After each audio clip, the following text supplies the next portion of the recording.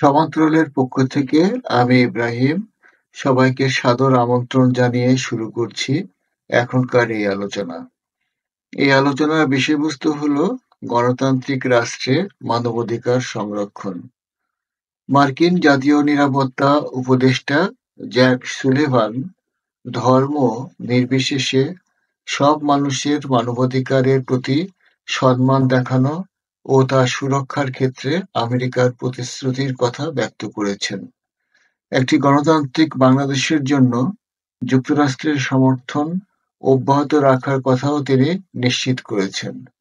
সাম্প্রতিক বাংলাদেশের চলমান পরিস্থিতিতে গণতন্ত্র ও মানবাধিকার এ দুটি বিষয় আন্তর্জাতিক অঙ্গনে বিশেষভাবে গুরুত্ববহ হয়ে উঠেছে।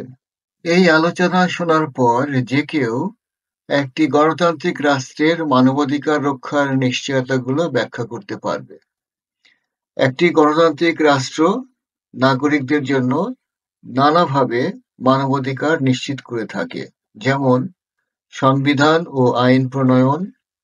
গণতান্ত্রিক রাষ্ট্রের সংবিধান সচেতনভাবে নাগরিকের জন্য মানবাধিকার সংরক্ষণের নিশ্চয়তা বিধান করে।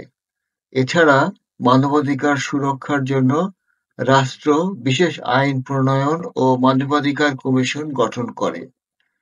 স্বাধীন বিচার ব্যবস্থা।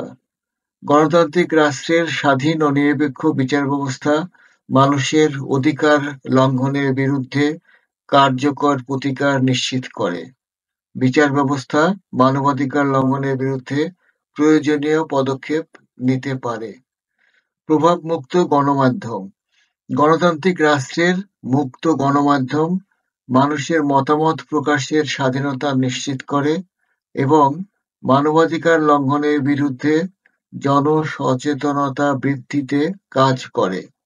মুক্ত গণমাধ্যম সরকারের সার্বিক কার্যক্রম ও নীতি নৈতিকতার তদারকি করতে পারে। নাগরিকের অংশগ্রহণ।